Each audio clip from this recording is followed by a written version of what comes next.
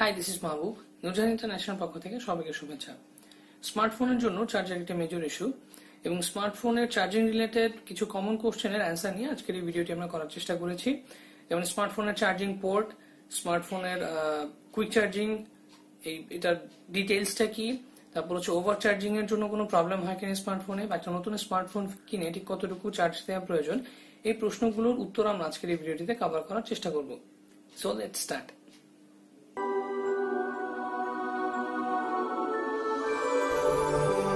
তো স্মার্টফোনের চার্জিং এর আসলে ডিফারেন্ট টাইপ অফ পোর্টের সাথে আমরা পরিচিত, যেমন এ টাইপ, মানে বেসিক্যালি এটা ইউএসবি টাইপ আর কি, USB A type, B type, C type, এই ধরনের পোর্টের নাম আমরা অনেকেই শুনেছি।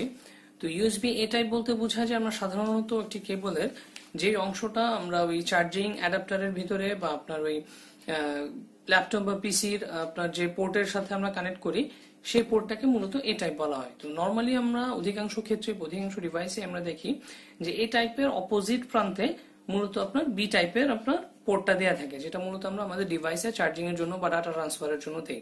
তো রিসেন্টলি আপনার ইন্ট্রোডিউস হয় সি টাইপের যে পোর্ট, ইউএসবি পোর্ট। তো এই জিনিসটা হচ্ছে মূলত আপনার এ টাইপ বি টাইপেরই আপগ্রেডেশন। যেমন সি টাইপের সাথে বি টাইপের দুই ধরনের ডিফারেন্স হয়। এক ধরনের ডিফারেন্স হচ্ছে মূলত এটার ওই যে পাওয়ার এবং ডাটা ট্রান্সফারের যে রেট। যেমন সি টাইপের ক্ষেত্রে ডাটা ট্রান্সফারের রেট হচ্ছে 10 গিগাবাইট পার সেকেন্ড, এবং এটার যে পাওয়ারের মানে যে ট্রান্সফারের রেট সেটা হচ্ছে কি আপনার 20 ভোল্ট এবং 5 অ্যাম্পিয়ার। তো সেদিক থেকে সি টাইপের যে পাওয়ারের ট্রান্সফারের যে রেট এবং আপনার এই ডেটা ট্রান্সফারের যে রেট, এটা বি টাইপের চাইতে অনেক হায়ার সাইডে। এছাড়া এটা হচ্ছে আপনার বাই ডাইরেকশনাল হওয়ার কারণে এটার কিন্তু আমরা যখন আমাদের ডিভাইসের সাথে কানেক্ট করার জন্য আপনারা লক্ষ্য করে দেখবেন যে বি টাইপের ক্ষেত্রে কিন্তু আপনার ওই যে কোনো একভাবে এটাকে ভেতরে কানেক্ট করা যায়, কিন্তু সি টাইপের ক্ষেত্রে ফ্লেক্সিবিলিটি থাকে, আপনি যে কোনো ভাবে আপনার পোর্টের সাথে কানেক্ট করতে পারেন। তো সেই পয়েন্ট অফ ভিউ থেকে সি টাইপের ইউজেস অনেক মানে কম্পারেটিভলি ইজি, এবং সি টাইপের আপনার ডাটা ট্রান্সফারের এবং পাওয়ার ট্রান্সফারের রেটটা অনেক বেশি। স্মার্টফোনের চার্জিং রিলেটেড আরেকটা কমন কোশ্চেন হচ্ছে ফাস্ট চার্জিং কি। তো ফাস্ট চার্জিং এর ক্ষেত্রে মূলত হচ্ছে আপনার আমরা দুই ধরনের চার্জিং এর সাথে রিসেন্টলি পরিচিত।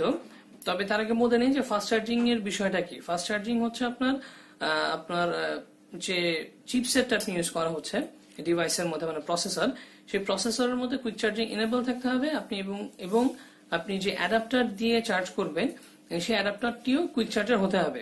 তবে কুইক চার্জিং এর ক্ষেত্রে আমরা দুই ধরনের টেকনোলজি দেখে আসতেছি। মূলত কুইক চার্জিংটা হচ্ছে আপনার কোয়ালকমের ইনোভেশন। কোয়ালকম কুইক চার্জিং এই জিনিসটাকে ইন্ট্রোডিউস করে তাদের প্রসেসরে, এবং পরবর্তীতে বিভিন্ন কোম্পানি আসলে তাদের নিজস্ব নামে প্যাটেন্ট করে নিয়ে বিভিন্ন কমার্শিয়াল নেম দিয়ে ইউজ করতেছে। তবে কুইক চার্জিংটা বেসিক্যালি হচ্ছে আপনার কোয়ালকমের ইনোভেশন।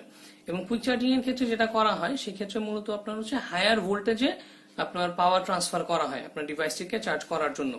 কুইক চার্জিং ছাড়া আরেকটা নতুন টার্ম আমরা রিসেন্টলি OnePlus এর মাধ্যমে পরিচিত হই, সেটা হচ্ছে ড্যাশ চার্জিং। তো ড্যাশ চার্জিং মূলত OnePlus এর নিজস্ব ইনোভেশন। এই ক্ষেত্রে মূলত আপনার ওরা হায়ার ভোল্টেজে না, হায়ার অ্যাম্পিয়ারে হচ্ছে আপনার ডিভাইসের ভিতরে পাওয়ার ট্রান্সফার করে হায়ার অ্যাম্পিয়ার। তো যার কারণে দেখবেন যে কুইক চার্জিং এর ক্ষেত্রে কিন্তু আমরা অ্যাডাপ্টারটা যদি কুইক চার্জার হয় সেক্ষেত্রে যে কোনো কেবল দিয়েই আমরা কুইক চার্জিং এর সুবিধাটা পাই। বাট আপনার ড্যাশ চার্জিং এর ক্ষেত্রে কিন্তু আপনার লক্ষ্য করে দেখছেন কিনা জানি না, ড্যাশ চার্জিং এর ক্ষেত্রে কিন্তু আপনার যে ওয়্যারটা থাকে, মানে যে কেবলটা থাকে, সেই কেবলটা কিন্তু অন্যান্য কেবলের চাইতে অনেক মোটা হয়। কারণ এখানে আপনার অ্যাম্পিয়ারটা মূলত কেবলের সাথে রিলেটেড। আপনার যদি কেবলটা আপনার সেম কেবল মানে ড্যাশ চার্জিং এর কেবল না হয়, সেক্ষেত্রে আপনি যে কোনো কেবল দিয়ে আসলে ওই ড্যাশ চার্জিং এর সুবিধাটা পাবেন না।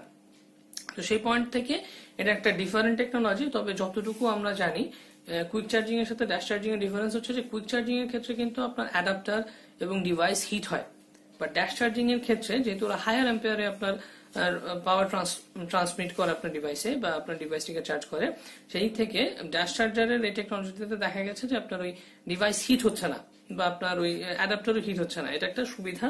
নতুন নতুন টেকনোলজির ক্ষেত্রে আসলে এই ধরনের সুবিধা থাকবেই। আর একটা খুবই কমন কোশ্চেন আমাদের এনে করা হয় কাস্টমারদের কাছ থেকে, সেটা হচ্ছে যে একটা ডিভাইসে আসলে নতুন অবস্থায় কতটুকু চার্জ বা কত সময় ধরে চার্জ দেওয়া প্রয়োজন। এখন একটা সময় ছিল আমরা স্পেশালি যখন বার ফোন ইউজ করতাম বা স্মার্টফোন ছিল না, তখন আমাদের প্রত্যেকের মধ্যে একটা ধারণা ছিল যে 8 ঘন্টা বা 10 ঘন্টা একটা ডিভাইসে চার্জ করতে হয়। চার্জের ইস্যুটা ওরকমটা না আসলে। একটা ডিভাইসের আপনি ব্যাটারির ক্যাপাসিটি যতটুকু তার উপরে বেস করে আপনার চার্জ দিতে হবে। এবং আপনি যদি কুইক চার্জার দিয়ে চার্জ দেন তো ডেফিনেটলি সেখানে সময় কম লাগবে, আর যদি নর্মাল চার্জার দিয়ে চার্জ দেন একটু সময় বেশি লাগবে। তবে এখন অন এন এভারেজে কোনো ডিভাইসে আসলে 2 ঘন্টার চাইতে বেশি সময় লাগে না ফুল চার্জ হতে। এবং পাশাপাশি আরেকটা ইনফরমেশন দিয়ে রাখি যে কোনো ব্যাটারির আপনার প্রাইমিং বলে একটা কথা থাকে। প্রাইমিং এর ব্যাপারটা হচ্ছে যে আপনি যখন একবার চার্জ দিলেন, তারপর হচ্ছে আবার ইউজ করলেন, আবার চার্জ দিলেন, তো এরকম একটা বা দুটা সাইকেল কমপ্লিট হওয়ার পরে কিন্তু ব্যাটারির পারফরমেন্সটা স্টেবল হয়।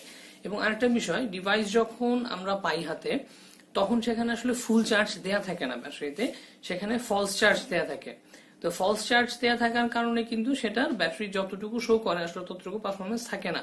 একটা বা দুটা সাইকেল আমরা যখন নিজেরা বাসায় একটা ফোনকে মানে অন করে একটা বা দুটা সাইকেলে চার্জ দেওয়া হয় তখন ব্যাটারি পারফরমেন্সটা একটা ব্যাপার হচ্ছে যে ওভার চার্জিং। মানে আমি ডিভাইসটিতে সারা রাত চার্জ দিয়ে রাখলাম, বেসিক্যালি ডিভাইসে তো চার্জ হতে সময় লাগে 2 ঘন্টা বা 2.5 ঘন্টা সর্বোচ্চ। বর্তমানে আমার দেখে 4100 mAh যে ডিভাইস গুলো আছে সেগুলো চার্জিং আপনার 2-2.5 ঘন্টার মধ্যেই হয়ে যায়, এর চেয়ে বেশি সময় নর্মালি লাগে না।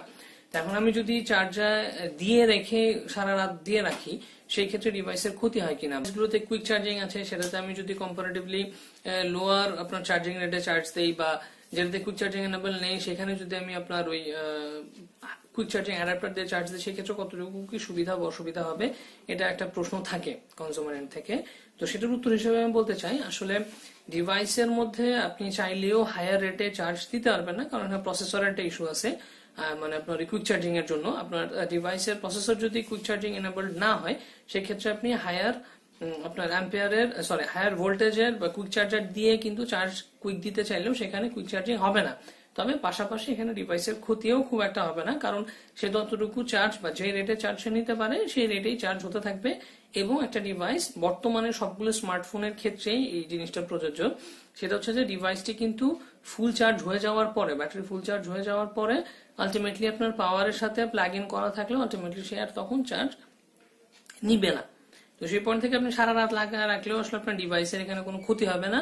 বা আপনি যদি লোয়ার রেটে মানে স্লোয়ার রেটেও চার্জ দেন, মানে আপনার ডিভাইস কুইক চার্জার বাট আপনি অন্য ডিভাইসের কম্পারেটিভলি লোয়ার ট্রান্সফার রেটের অ্যাডাপ্টার দিয়ে চার্জ দিলে আপনার ডিভাইসের ক্ষতিও হবে না, কারণ সেই ক্ষেত্রে চার্জিং রেটটা স্লো হবে বাট আলটিমেটলি ব্যাটারির উপরে এটার কোনো ইফেক্ট পড়বে না। আশা করি আজকে আমাদের এই ভিডিওটিতে আমরা চার্জিং রিলেটেড কমন যে কোশ্চেন গুলো ছিল কাস্টমারদের সেগুলোর যথাযথ উত্তর দেওয়ার চেষ্টা করেছি আমাদের বেস্ট নলেজ থেকে। তারপরেও আপনাদের যদি কোনো ধরনের কমেন্টস আমাদের এই ভিডিওটি নিয়ে থাকে বা আপনাদের নিজেদের এন্ড থেকে যদি আরো কোনো প্রশ্ন থাকে সেগুলো অবশ্যই কমেন্টস এর মাধ্যমে আমাদের জানাবেন। আমরা চেষ্টা করব তার উপরে যতটুকু সম্ভব কাজ করে আপনাদেরকে একটা মানে সঠিক উত্তর দেওয়ার। এবং পাশাপাশি আপনারা যদি আমাদের ইউটিউব চ্যানেলে সাবস্ক্রাইব না করে থাকেন অবশ্যই সাবস্ক্রাইব করে নেবেন। এবং এই ধরনের ভিডিও দেখতে চাইলে অবশ্যই আমাদের ফেসবুক পেজে আমাদেরকে লাইক দিয়ে আমাদের সঙ্গে থাকবেন এবং আপনাদের মতামত এবং কমেন্টসগুলো আমাদের অবশ্যই জানাবেন। পরিশেষে আপনাদের মূল্যবান সময় দেওয়ার জন্য অসংখ্য ধন্যবাদ। ভালো থাকবেন, সুস্থ থাকবেন।